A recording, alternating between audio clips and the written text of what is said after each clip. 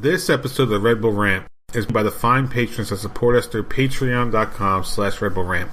You can support us for the low price of $1 a month, and you can get exclusive content, including a monthly wrap-up for the New York Red Bulls.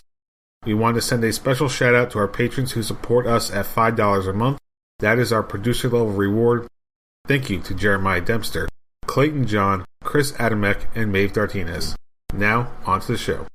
The Red Bull Rant is a free-flowing conversation amongst three lifelong wackos that may contain adult language. Listener discretion is advised.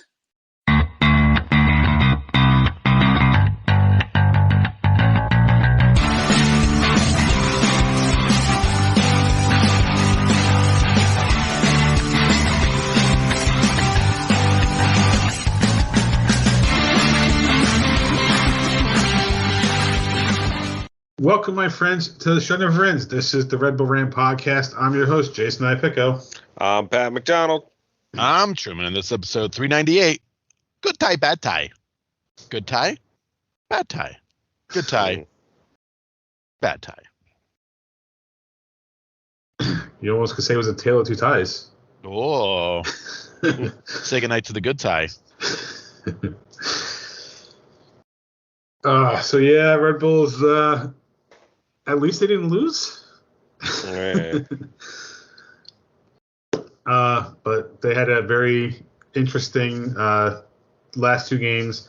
First, a 1-1 draw away at Philly, which was a good result considering that they were down to 10 men for, I think it was at least 20 minutes, if not more. Follow that up with a 3-3 draw at home, which should not have been anywhere close to 3-3. Ain't that the truth? Yeah. Before we get into our thoughts on this, Truman, do you have the tweets ready to go? Yeah, tweets from the Philly game. Creepy Taxi. Steven Santos said, I will still take a draw on the road. Red Coach Jay Jeremiah said, they were the strongest side we've seen this season, and we were below our level coming in. Combo of weird ref choices and Nealis being overzealous put us behind the eight ball. But what a response. It may only be a point, but that was a win in the end. And then JERBNY Bill Justin says this, says, if we have Long and Morgan, we win that in a walk. Philly sucks. Well, Philly sucks either way. Philly sucks. It's Philly. That's a general statement. Good job on setting a Red Bull on fire. Well, that worked out great. All right, so we'll talk about last night. Pierre Delecto said, that is all for this week. He actually could have left the voicemail this week because Jay could have actually put that into the show. But Yeah, exactly. Did you guys not put the one in the show last week? No, we can figure out No. Oh. At Ruchesco said, Shep tipping a bucket of ice on the Slonina MNT hype after Harper's goal was a special moment. Steven Santos again, we had the nicest day of the year and couldn't pull out a win and barely got a draw in the end. While the $8.2 million man scored for Chicago and made it look easy on us. Yeah, get to that. Jeremiah, we've very clearly left the territory where we can say like, oh, hey, we haven't won at home for a few games. Weird, right? We are firmly in the territory of there being a cause. And if we don't figure it out, we're going to get bit by this when it matters. Goddamn amen. And then JM at Gnome Sniper said, another week where we start Barlow and can't score in the beginning of the game. Holy fuck, we can talk about that for sure. Oh, yeah.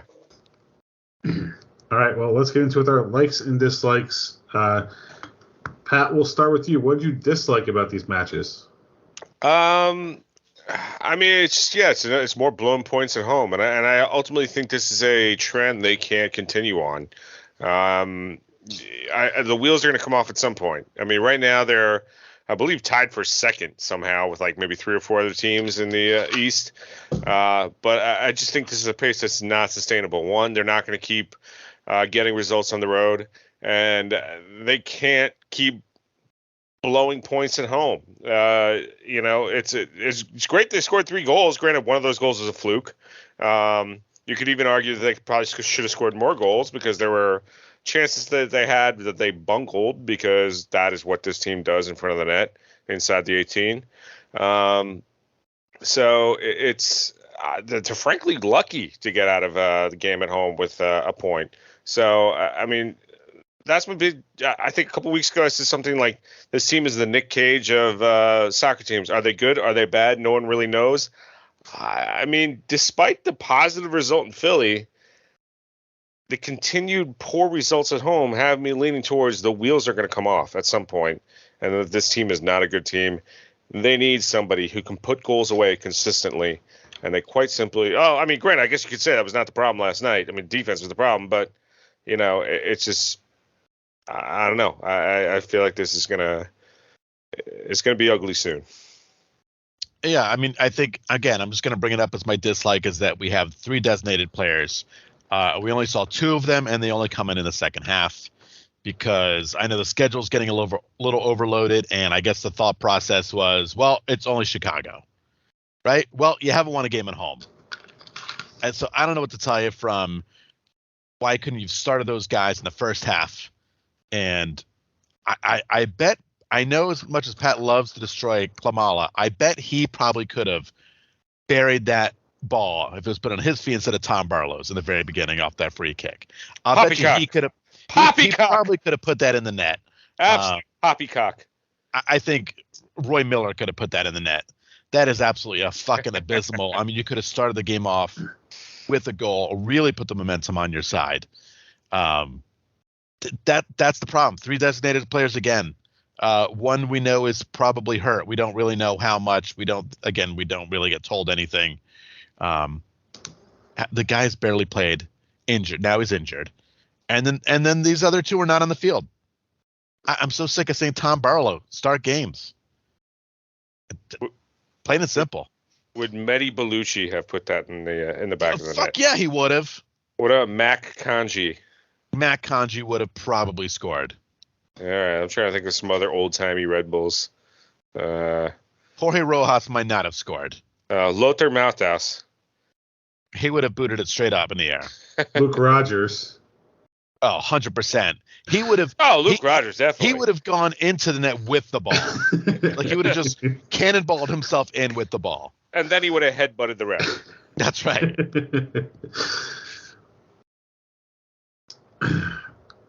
So just so we're clear on standings, Red Bulls are technically 5th, although we're tied. There are 4 teams tied at 20 points. The only reason we're 5th is because we have 1 less win than the other 3.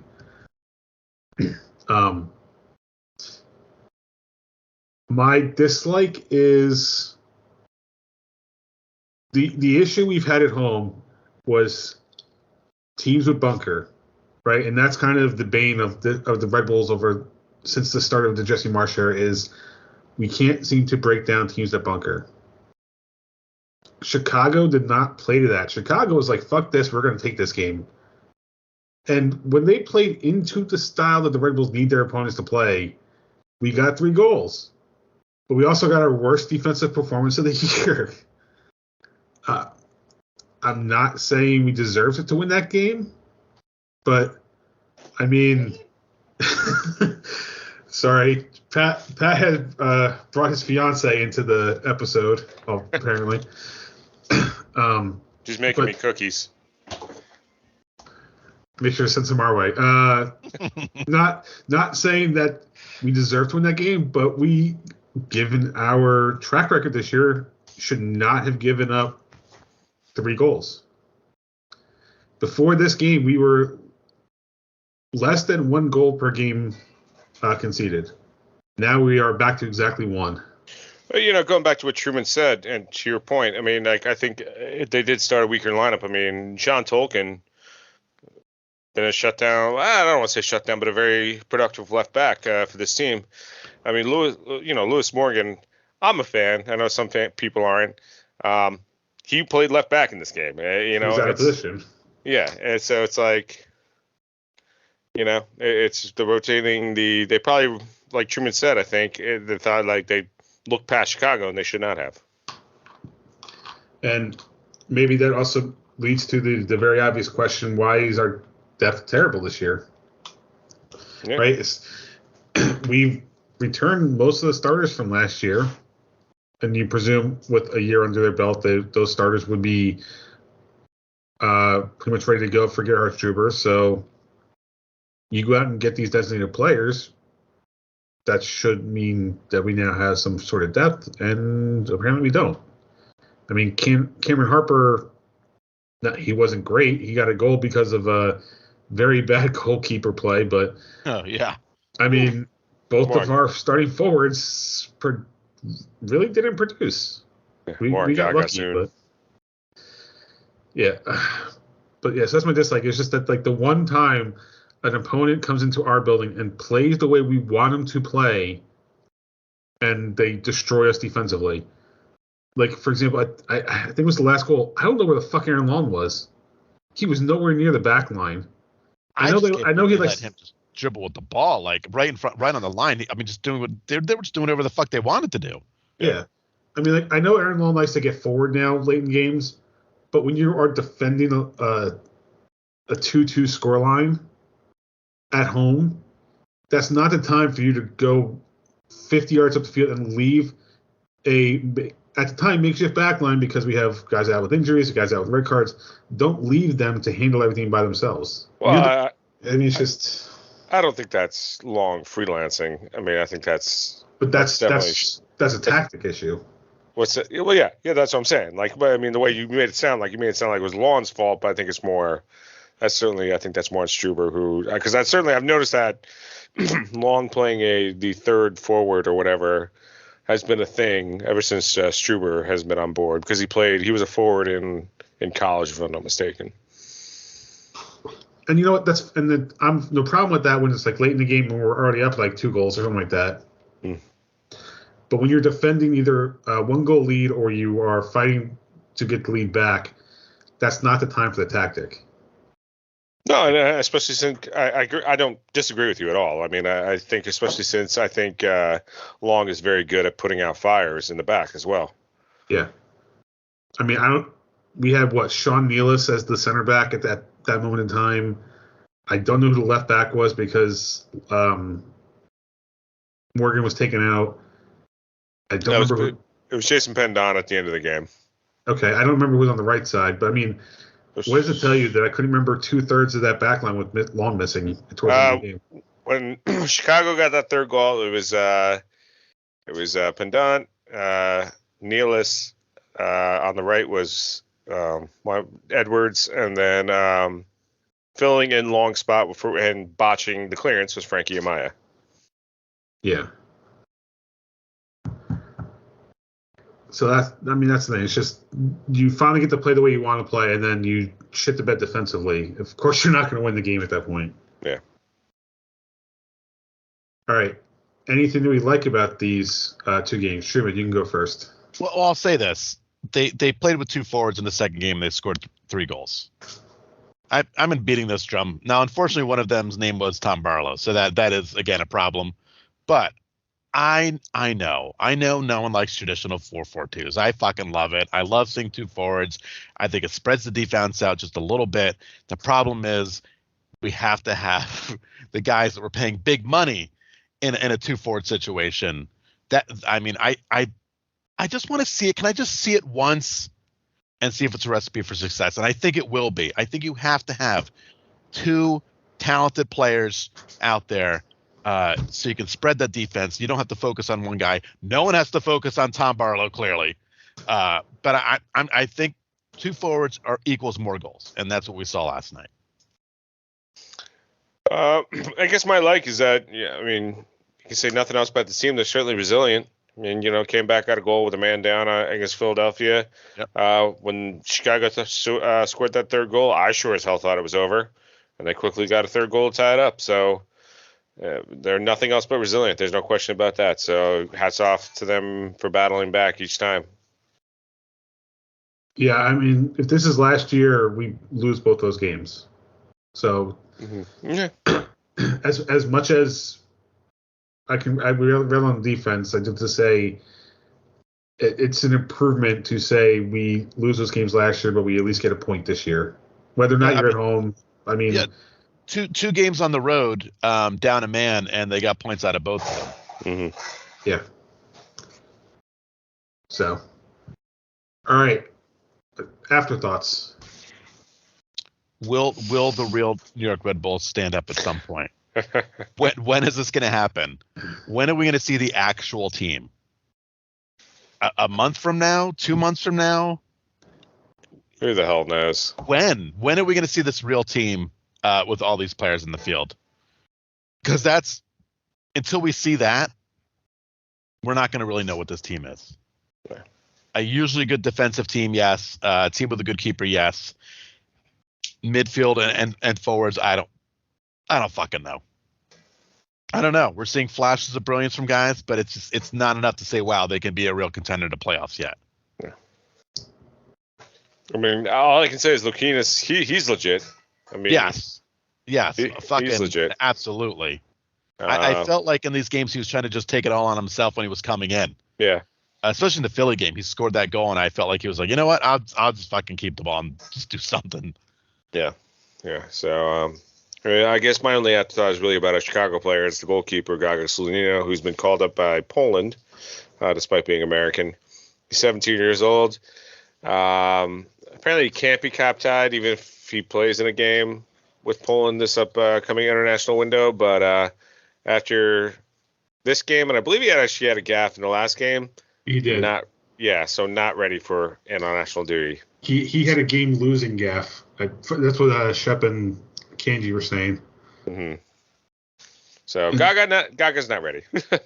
But the games coming up this summer, they're not technically classified as like an A-level competition, right? Because they're all friendlies.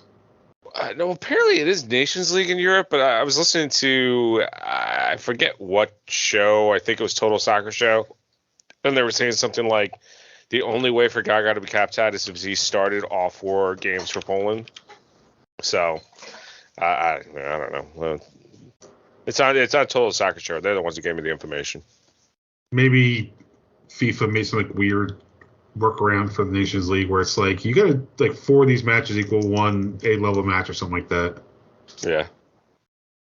All right. My afterthought, which it doesn't really affect me because I was not in the TV market, and I know in the group chat at least Truman responded to this. But how, if you were the New York Red Bulls or MLS, do you let MSG move your game to MSG Plus for post-game coverage? Not even with only a few minutes left in the game. Yeah. Now, if it was like, okay, the Rangers have a late start or something, okay, it sucks, but at least it's a game. Where it's fucking post-game coverage. I mean, ESPN has preempted game starting because they had, I think at one point it was like women's college basketball on like a weeknight or something like that got in the way. Like, ever since the Heidi Bowl, it's always been etiquette that if you are broadcasting a live sporting event, you do not move or cut away from that coverage. And I used to work in an area. There was parts of West New Jersey where it was Service Electric that had MSG and not MSG Plus. So if I lived in a house there and I'm watching that game, I'm not seeing the end. So I did record the game because I had work last night. I got the whole game in on my recording. So, I mean, was it certain MSGs where it with like 3 minutes left, they had a banner on the bottom, and Steve Cangelosi himself said that the coverage would be moving to MSG Plus. Okay, I saw the whole game. That's all I can say. So unless we just happened to squeeze in under the wire or something like that. Actually, you know what it was? I think the Rangers went to overtime, so they didn't have to move it. Oh, that's possible. But just the fact they were ready to do it. Yeah, they did have to go to overtime. But they were ready to move it. That's the problem. Yeah. Yeah, I mean, that's fair. But I will say it did not happen. Let's cut the dudes talking. All right, I know we're going to interrupt this game for people talking. Mm-hmm. You can't wait 5 minutes to see guys talk. All right. Any other afterthoughts for this game? Or games, plural? I think we were all very excited after that game in Philly, and this was just fucking. Last night was a major letdown. Well, that's what it is every week. Or at least Major letdown. every week we go on the road, we come away looking somewhat impressive, and then you figure, no, this is the final of the week that we break out of the home funk, and then we don't. And if that wasn't the game, what is? Who the hell knows? What is? Maybe one coming up next week. Well, it's an away game this week. Oh, wait, true. It's not at Red Bull Arena, so. Yeah. All right. Predictions. Truman is solely in first place with 8 points. Yay, he got the draw in Philly. Back. I'm in second with 7. Pat is in third with 1. Because he keeps predicting one. Oh, yeah. I forgot. And I'm doing it for the whole season, baby. Whole season.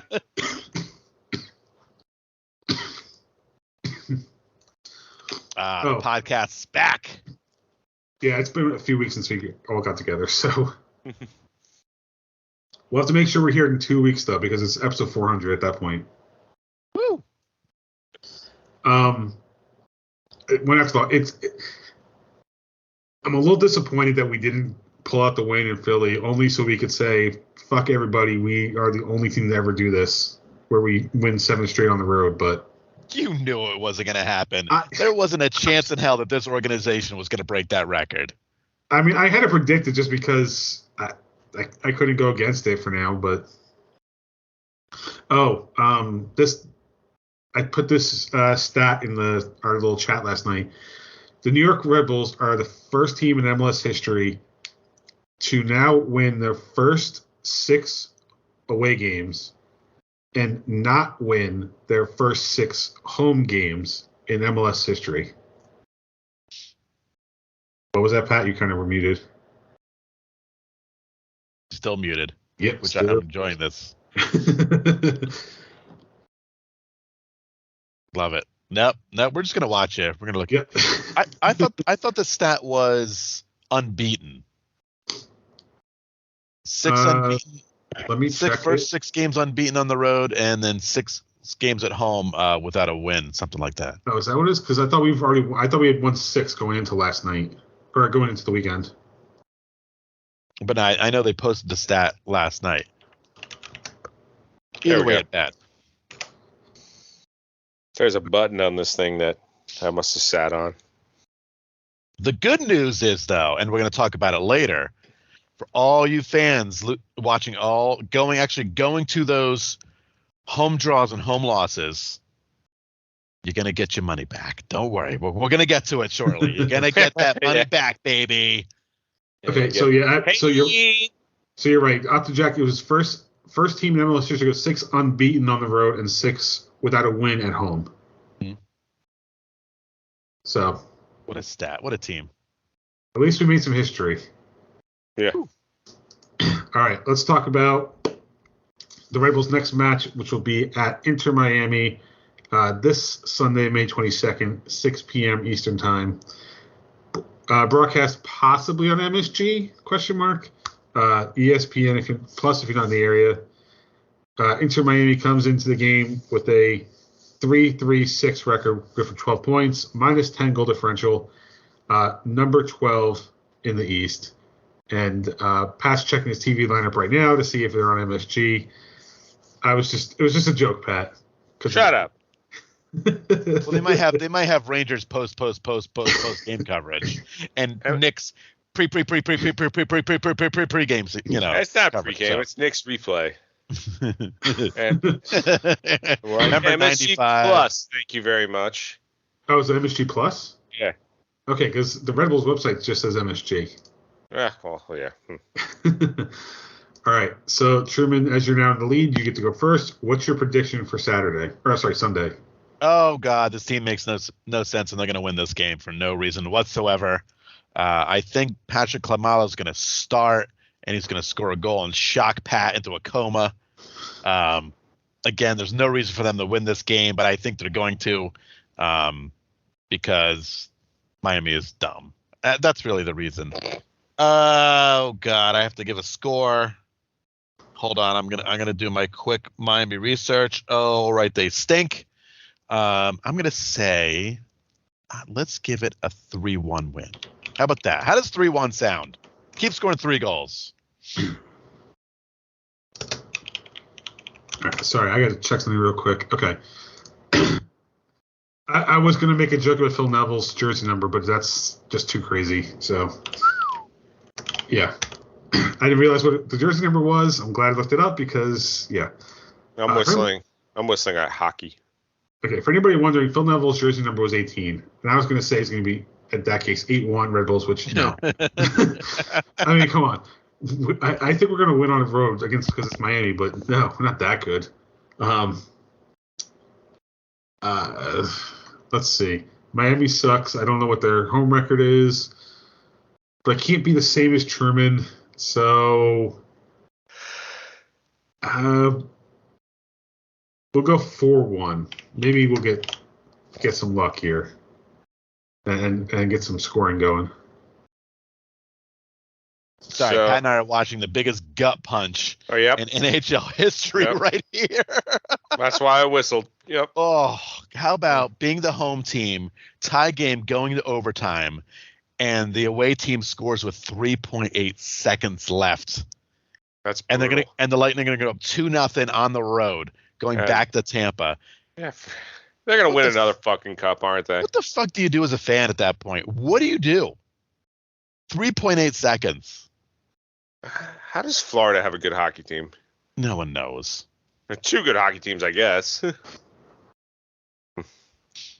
So, Pat, your prediction, are you staying with 2-1 loss, or are you going to change it up?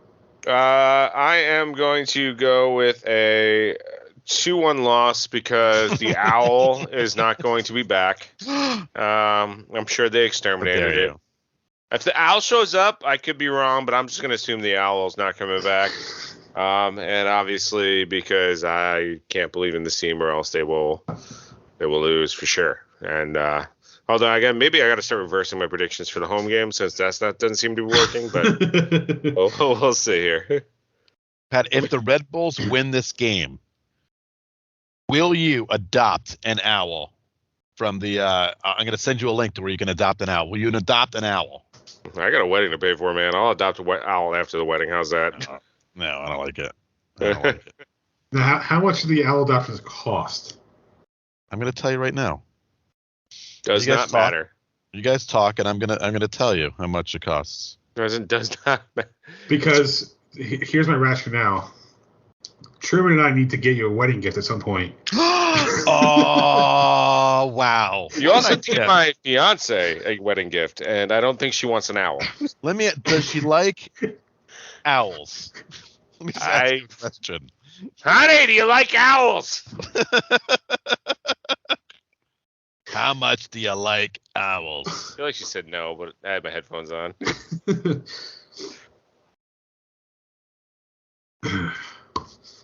All right. So while Truman looks up the owl adoption prices, let's move on. Red Bull's second game next week. They will be taking on newly formed Charlotte FC at, quote, home in the U.S. Open Cup. The game is actually going to be played at MSU Soccer Park. As it should be. I don't remember the why because 500 fans in Red Bull Arena doesn't make any sense. No, right. There was actually a scheduling conflict. I can't remember what it was. I think it's being used for like graduations or something. That's what I thought, but I wasn't sure. Still 500 fans in Red Bull Arena doesn't make any sense. So. Well, the graduation will be better attended than an Open Cup. I was going to say. All right. That game is Wednesday, May 25th, 8 p.m. Eastern Time on ESPN+. In MLS, Charlotte has a respectable record of 4-1-7, which is 13 points, -5 goal difference, number 9 in the East. That's, again, very good for a expansion team. I'm pretty sure Charlotte is finally, doing well. Cincinnati. Yep. It only took them how many years to get to middle of the table in the East? Yeah. No golden spoon or wooden spoon for them. Let's see. Last two games in the Open Cup. In the third round, they had a 1-0 win at Miami FC. And in the round of 32, a 5-1 win at the Richmond Kickers. No official predictions for cup contests, but let me phrase it. Truman, do you want to give thoughts, predictions, whatever for the Open Cup game? Yeah, thoughts. It only costs $35 to an adopt. Oh, sorry, I screamed out. $35 to an adopt an owl. Like There you go. forever? Yep.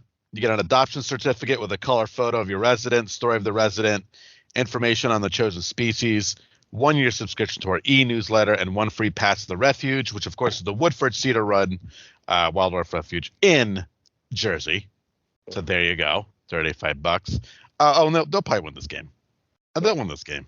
So it's really stupid. So sorry, with the Owls, if it's 35, you and I can team up and get 2, one for Pat, one for the fiance. Absolutely. You just can't adopt Nazar because I've already adopted him last year after our win on Miami. So Nazar is mine. No one else is allowed to have Nazar. All right. Well, if we beat Miami, yeah, I'll adopt an owl to make sure once that thing, the magnet with the owl's face, gets to my apartment. Yes. I'll take a picture of the magnet, me, and my super thrilled fiance with our adopted owl. Love it. Absolutely fantastic. We'll post it on the Red Bull Rant Twitter account. And I also like to mention that Charlotte fans, because as we know, they're new and they're dumb. They couldn't comprehend. A bunch of them on Twitter did not know why we were not playing at Red Bull Arena. It's because they're stupid idiots. I mean, that's really why they couldn't comprehend it. And I don't think they quite now know how the Open Cup works yet. They're going to figure it out. That wouldn't surprise me. Oh, my first year as a fan, I thought it mattered. Yeah. And I learned. Wait. Are we talking about mattered or just understanding how it works in general? Because it sounds like it's the second part of that for Charlotte fans. Yeah, they're like, why didn't the USSF put it in Charlotte because we can play in our football stadium? They're like, I don't think you know how any of this works. Was it a coin flip? I don't remember now. Random draw. Yeah. Well, random draw not random draw. It's what was it? The 4 teams for the region, and they drew from that. Right. Oh, they're just so stupid. Yeah. Either way, I predict the Red Bulls win 4-0, so that way my bad juju goes on to this team, and then we don't have to talk about the Open Cup anymore. I'm gonna laugh if they win 4-0 though. All right. New York Red Bulls 2, absolute Bad. garbage. 1-8, 4 points, -12 goal difference, dead last in the Eastern Conference of the USL Championship, whatever it's called. So reinforcements are not on the way. No. Their last match, they lost to previously last placed Hartford Athletic 3-2.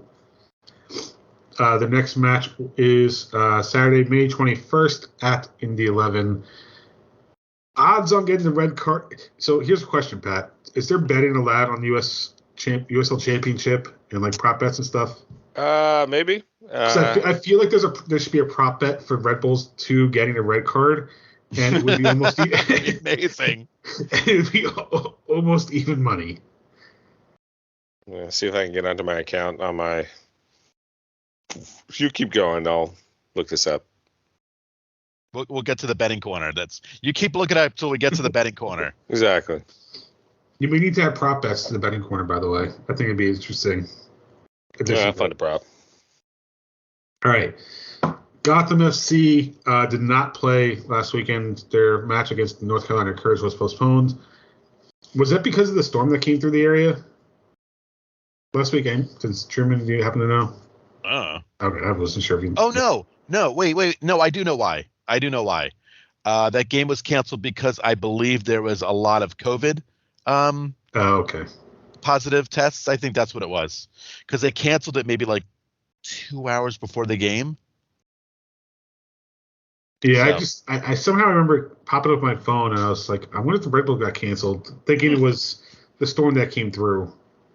No, it was a large amount of positive COVID tests, I believe. Okay. That is why. So no change in points, but they dropped to number 9 in the NWSL since other teams had played. Their next match is Sunday, May 22nd versus Racing Louisville at 5 p.m. Eastern Time. Ooh. All right. that now takes us to the dumping ground. I'm the trash man. So we got a lot here. Mm. And Pat was the one that put it all in. He was actually proactive and sending us an agenda today. So, Pat, where would you like to start on your dumping ground list? Well, I guess we should probably start with Red Bull news first, which is that on July 30th, Barcelona is going to visit Red Bulls at Red Bull Arena. The game against Colorado that was originally scheduled that night will be delayed, I believe, until August 2nd. Hey, if you got, I think as Truman said, you got season tickets and you want to get rid of at least one ticket, you probably pay for your season tickets with that one game. Heck yeah. You are definitely 100% you're making your money back on that on this game, because this isn't like Sevilla or, even like an AS Roma. This is Barcelona. And I don't think it's going to matter who plays in that game, because you're probably not going to see any big stars. People are paying big bucks to see that team play in the New York area. Get your money back. You're going to get it back. Yeah, my seatmate is going, so I'm probably going to that game. Get your money back. Yeah. The real question is, will that be the Red Bulls' first home win of the year? My money's on yes. Oh, boy. So I guess I got to keep going. All right, cool. To your topics. All right. Well, I guess the other big news this week is that the U.S. men's national team, women's team, and U.S. soccer all agreed to equal pay. Which is awesome. Congratulations. That's the way it fucking should be. That's the thing. We got or make sure this is clear. So what that means is, especially when it comes to World Cup money, whatever money is won by the women's and men's teams is now going to get put into a single pool, and everybody gets paid out of that. Mm-hmm.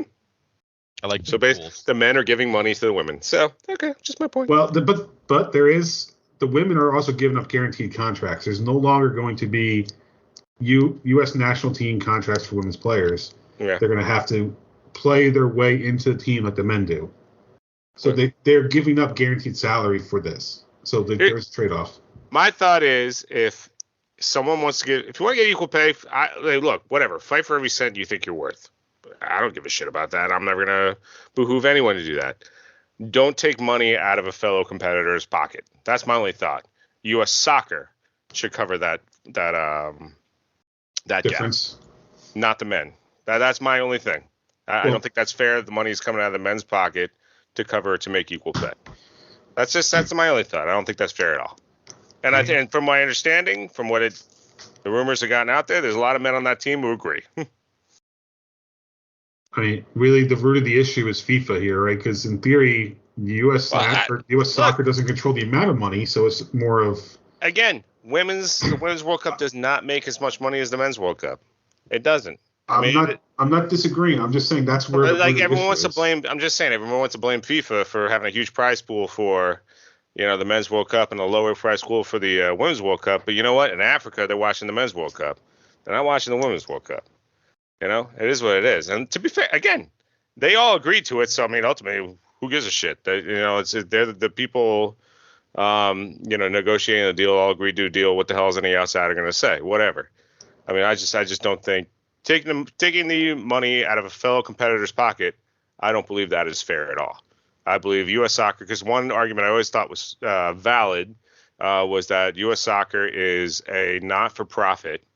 So therefore, the idea of saying equal percentage of what you bring in doesn't matter because you're a not-for-profit. You need not-for-profits sometimes support things that are lesser, shall we say, in what they bring in revenue-wise. So I understood that. So in other words, I just think U.S. soccer should cover that gap, not the men. That's my only thought. That's why I personally don't think it's a fair deal from that standpoint. Yeah, there's a lot of nuance to this one. I am generally on the same page with you. I think U.S. soccer really should be the one footing the bill. I mean, Lord knows they make enough money through the TV contracts to make up for it. And I mean, they they own like 50% of Soccer United marketing, right? So like, there's that money. Does that exist anymore? I feel like that doesn't exist anymore. I'm not sure. I thought it did. Yeah. Let's find out.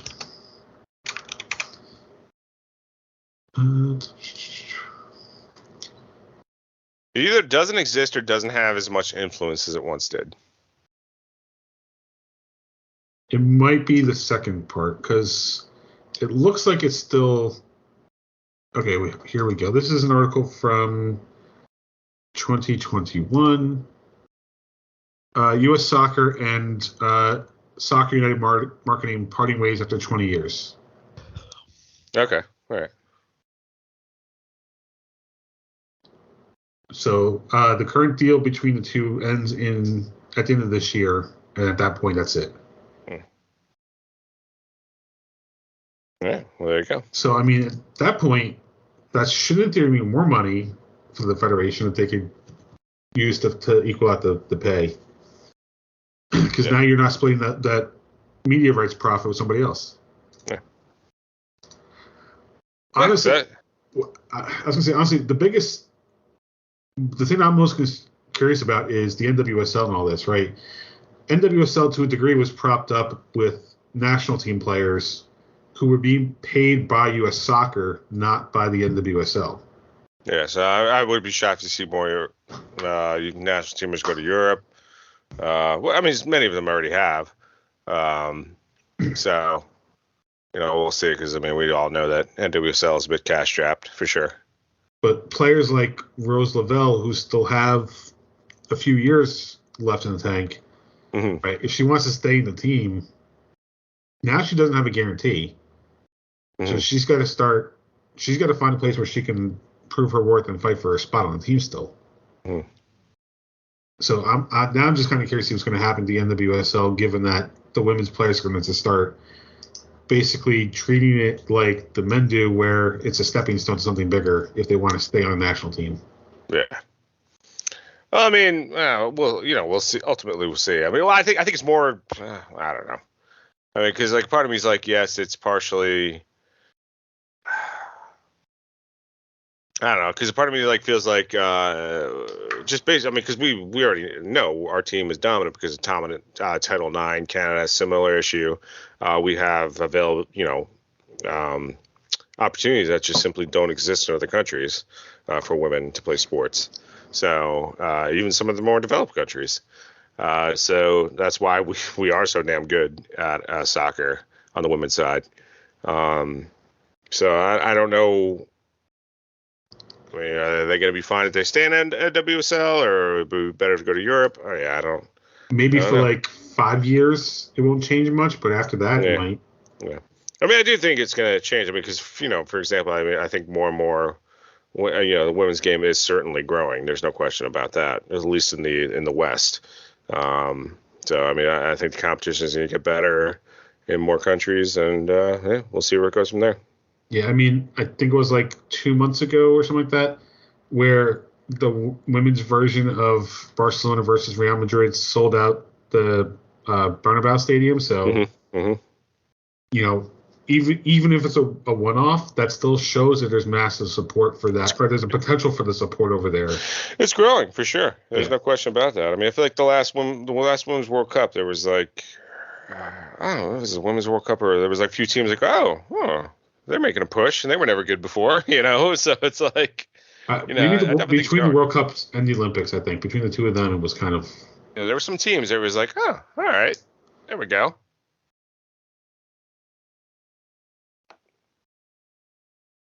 So, all right, we're moving on. Still want us to win, but wouldn't mind an extra exciting game or two. Yeah. All right, I guess next in the dumping ground will be Messi is reportedly going to be coming to Inter Miami in 2023. Now, apparently I believe I read or heard that his camp has denied he ever said that. But let's just assume it's happening. All I know is I'm not selling my Miami ticket for when he visits Red Bull Arena, that's for sure. I don't care. I mean, like, I don't even care if it's a 36, 37-year-old Messi. I'm seeing fucking Messi. Any thoughts on that? We'll see. Yeah, I can't imagine he's going to come. If he's going to come to MLS, you really think he wants to go to Inter Miami? Well, apparently, one part of it was apparently he'll get a stake in the team. I don't know. Oh, so he gets the Beckham treatment. Okay, that makes sense. Right. It's Beckham. It's Miami. I mean, it's plausible. Yeah, it's plausible. Then I guess the final thing is that 19-year-old Bayern Munich reserve forward Malik Tillman is apparently going to declare for the United States, according to his German U21 coach. So, I mean, he's played only like a very few games for Bayern himself. Has played for the most part for Bayern too. But he's a forward. We need goal scoring. So who the hell knows? I don't actually fully expect him to be a part of the 2022 World Cup team, but what are you going to do? So there you go. Interesting news. All right, I have one tidbit before we move on. I was watching a YouTube video last night about Fulham's stadium, Craven Cottage, right? And I was watching this video of these guys taking a walkthrough tour of the stadium, blah, blah, blah. Anyway, the one guy was an American, and he brought up one Tim Ream, who we all know and love, former Red Bull. And according to the guy who works at the stadium, the tour guide, Tim Ream is a legend at Fulham right now. The man is an absolute legend. He's like adored by the fans.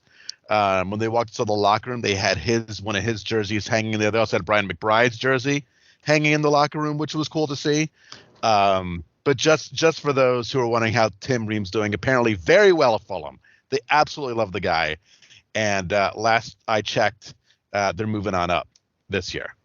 Yep. Well, he's like gone up and down with them like 2 times now, right? So, I mean, yeah, I can understand if he stuck with them through getting promoted and relegated and promoted again, that they could see him as a legend. He's the new Fulham USA. He's bringing it back. There you go. Well, Anthony Robinson's on Fulham as well. They're bringing it back. I'm sorry, Jedi Robinson. All right. Just need one more American. No, that's it. That's all I got. Oh, no. Okay. No, real quick. Red Bull Racing in Spain this weekend. So there you go. All right. Now it's time for Pat's Betting Corner.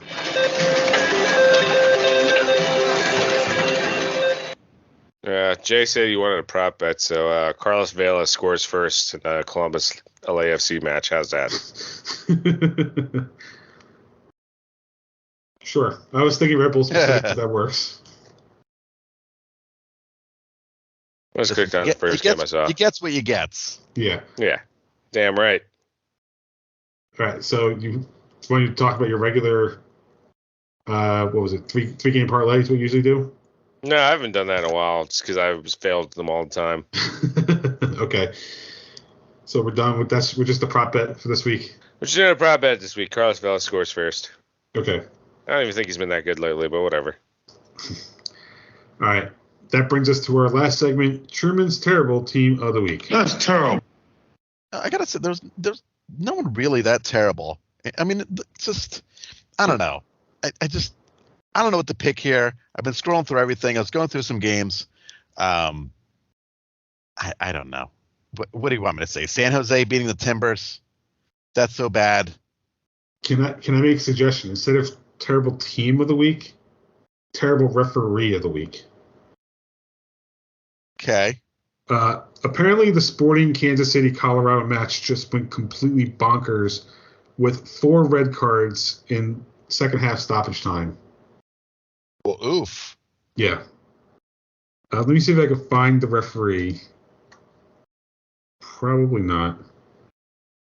But yeah, apparently from what I saw on Reddit, he was not in control at all during the game. And then basically there's a hard foul and it just started like this somewhat big fight. And he handed out, let's see. So I'm going to read off every single card handed off starting in the 90th minute. Yellow card to Colorado defender Lawless. No, you know what's correct. I'm not going to say names because I'm going to fuck them up. Yellow card to a Colorado defender, 90th minute. 90+1. a red card, or technically a second yellow, to a different Colorado defender. 90 plus 1, yellow card to Colorado midfielder number 11. 90 plus 3, yellow card to Colorado midfielder 66. 90 plus 6, straight red to Colorado midfielder 66. 90 plus 6, straight red to Kansas City defender number 3. 90 plus 9, straight red to Kansas City striker number 20. We just stop playing the game at that point. That's a referee who just lets shit get out of hand. It's probably just big old fracas. You just gotta stop it. Oh yeah. He handed out more cards in stoppage time than the rest of the game because it was 1, 2, 3. He handed out 4 cards the rest of the game. I like it. Oh, I did forget that. Not this past results, but the weekend before, Portland did beat Sporting Kansas City 7-2. I almost forgot about that game. That is rather embarrassing. Sure is. Yeah, apparently Kansas City's on a bad slide right now. Yeah, they're second to last in the West. Also, do you guys know who's in first place in the West? Austin FC. Yeah. Our man Felipe. Red Bull Rant legend Felipe. He scored a goal with his face. He did. Ah. Scored like 5 goals with his face. I believe it. The Junkus. So, what I find kind of interesting, if I look at the standings, 1, 2, 3. We stink. 5, 6, 7, 8. Well, we don't really stink because we're 3 points away from tying Austin for. So there are 8 teams within 3 points of the current Shield leaders across both conferences. Parity, baby. Fucking feel it and embrace it. And Austin is only number 1 because they have 1 more goal scored than LAFC. Love it. That's a fucking team right there. All right. All right. Anything else before we wrap up? No, there's fucking hockey on, dude. Okay. You can visit us at patreon.com/Red Bull Rant. $1 a month is all you need for exclusive content, such as monthly wrap-ups, live post games, anything we decide to do. You can email us redbullrant@gmail.com. Call us 973-348-5329. Facebook.com/Red Bull Rant. On Twitter @Red Bull Rant. For the show at Doc the Stews, for myself at the Truman for Truman. Subscribe to our show via iTunes, Stitcher Radio, YouTube Music, SoundCloud, Spotify, pretty much anywhere you can find a podcast. Last words before we get out of here. Yeah, prove Miami is a pile of rubbish. All right, you can at least do that for us. I think you can. I don't think it's too much of a big ask. Just go out there Sunday night and win. Yeah. Why not prove me wrong and just do something? You're wrong. All right. So for Pat, Truman, and myself, this was episode 398 of the Red Bull Rant. Thank you guys for tuning in, and as always, go Red Bulls. Go Calgary Flames. Lights.